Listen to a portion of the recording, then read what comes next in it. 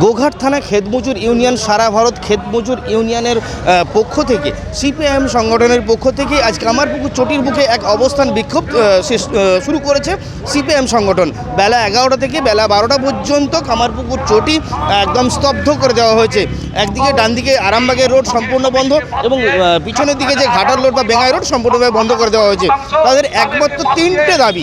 এই মুহূর্তে আলু চাষের যে আলু, সেই আলু সরকারকে 1300 টাকা সহায়ক মূল্যে কিনতে হবে এবং চাষিদের যে ধান সেটা সহায়ক মূল্যে কিনতে হবে এবং 100 দিনের যে জব কার্ড বন্ধ রয়েছে, যে কাজ বন্ধ রয়েছে, সেই কাজ যেন অবিলম্বে চালু করে সরকার, সেই দিকে নজর দিতে তারা আজকে সারা রাজ্যব্যাপী অবস্থান বিক্ষোভ করছে সিপিআইএমের সংগঠন। সেই চিত্র আমরা দেখাচ্ছি কামারপুকুর চটির বুকে, যেখানে একটু আগেই পুলিশের সঙ্গে বচসা সৃষ্টি হয়েছিল এবং পুলিশ চাইছে সেই অবস্থান বিক্ষোভকে তুলে দেওয়ার জন্য, কিন্তু সিপিআইএম সংগঠন তারা চাইছে না। একরকম পুলিশের সঙ্গে ধস্তাধস্তিও আমরা আমাদের চোখে পড়লো। সেই ছবি আমরা তুলে ধরছি ক্রাইম প্রেস বেঙ্গলের পর্দায়। সরাসরি কামারপুকুর চটি থেকে Subhash Hembram, Chinmoy Pal, crime press Bengal news.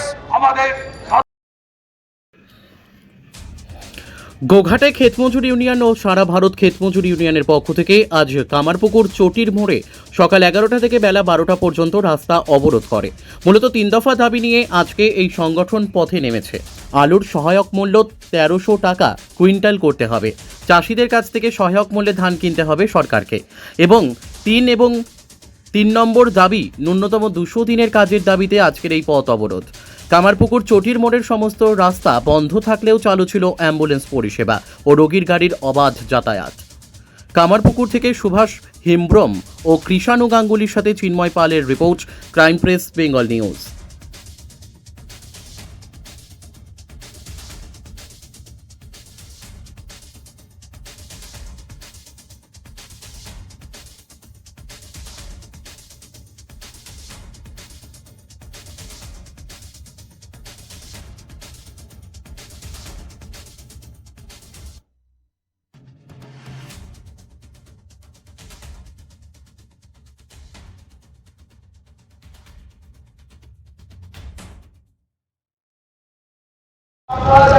আজকে যে আপনাদের অবস্থান কর্মসূচি, সেটা প্রাসঙ্গিক কিভাবে? দেখুন, চাষিদের অবস্থা আপনারা জানেন যে কি মুমূর্ষু পরিস্থিতির মধ্যে দিয়ে চাষি তার জীবনযাপন করছে।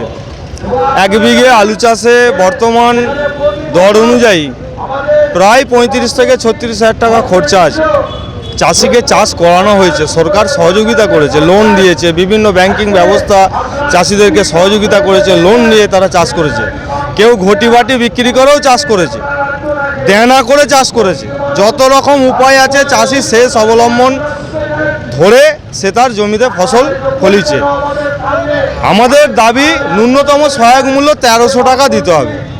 1 বিঘে জমিতে যদি 5 প্যাকেট করে কাটায় আলু হয়, 100 প্যাকেট আলু, 100 প্যাকেট আলুতে আপনার 1300 টাকা করে যদি দাম হয় কুইন্টল, মানে 5 টাকা 65,000 টাকা, প্রায় 65,000 টাকা তাহলে দাম হবে 1 বিঘা আলুতে। তাহলে 35,000 টাকা যদি খরচা হয়, চাষিকে তো মিনিমাম 20-30,000 টাকা রোজগার করতে হবে।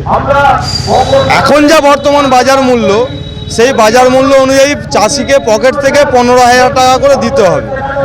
আমরা চাইছি যে চাষি তার ন্যূনতম সহায়ক মূল্য যেটা আমরা দাবি করছি, সরকার সেটা দিক। কিছুদিন আগে 45 দিন ধরে পথ অবরোধ করে রাস্তাতে আটকে দেওয়া হয়েছিল আলু বোঝাই, আলুগুলো ভিন রাজ্যে পাঠানো হয়নি। মুখ্যমন্ত্রী পরিষ্কারভাবে তখন রাস্তায় নেমে প্রতিবাদ করেছিলেন যে 1000 টাকা করে প্যাকেট আলু বিক্রি হচ্ছে, ভিন রাজ্যে কেন যাবে, আমার দেশের লোকগুলো কম পয়সায় আলু খায়। তাহলে আজকে যদি কম পয়সায় আলু তাদেরকে খাওয়ানো হয়েছে, তা চাষিদের কথাটা একটু তিনি ভাবুক। চাষিদের কথাটা ভেবে আমরা বলতে চাই যে ন্যূনতম সহায়ক মূল্য আমরা যেটা দাবি করছি 1300 টাকা, সেটা অন্তত দেওয়া হোক। চাষিদেরকে বাঁচাতে হবে। জয় জওয়ান জয় কিষাণ, আমরা এটা সবাই জানি। চাষি যদি না বাঁচে, দেশের জওয়ানও বাঁচবে না, আপনি আমি সবাই না খেয়ে না ভুকা পেটে মরবো। কতক্ষণ পর্যন্ত আমাদের অবস্থান 11টা থেকে 12টা পর্যন্ত আমাদের ডাক দিয়ে আছে। আমাদের নেতৃত্বরা আছেন, পথ অবরোধ অলরেডি আমাদের চলছে, শুরু হয়ে গেছে।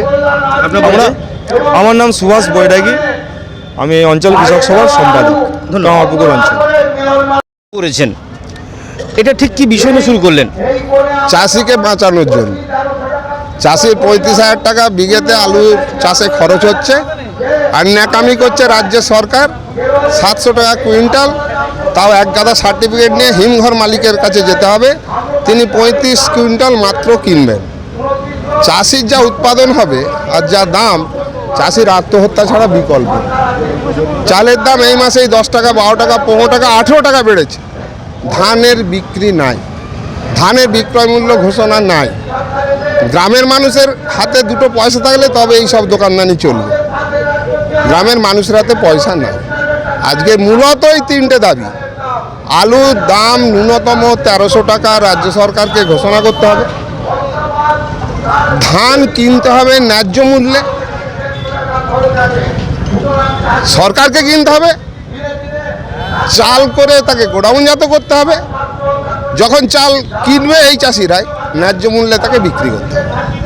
আর কিনবে যে তো কেউ দান করবে না, পয়সা চায়। কেন্দ্র আর রাজ্য দুটো সরকার ন্যাকামি করছে, ন্যাকামি। ওরা বলছে চুরি করেছে, আমরা বলেছি যারা চুরি করেছে তারা গ্রেপ্তার করেননি কেন, জেলে ঢোকাননি কেন? এক একটা জেলা পরিষদ কোটি কোটি টাকা ঝেড়েছে বলছে এনআরইজি এর, তাদেরকে ব্যবস্থা নেননি কেন? তাহলে আমাদের দাবি 200 দিনের কাজ।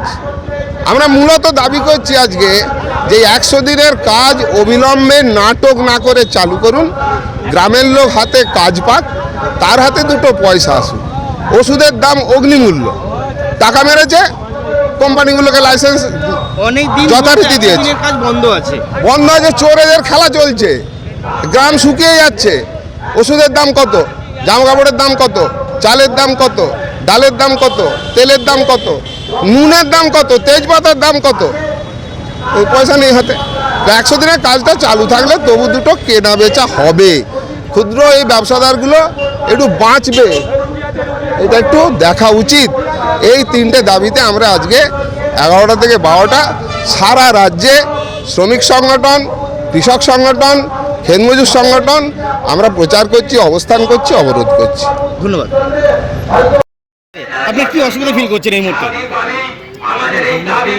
আন্দোলন তো রয়েছে, কিন্তু এইভাবে সাধারণ লোকজনদেরকে আটকে রেখে আন্দোলন করাটা আমার মনে ঠিক না। কিন্তু আন্দোলন করতে গেলে একটা আওয়াজের দরকার, সেই আওয়াজটা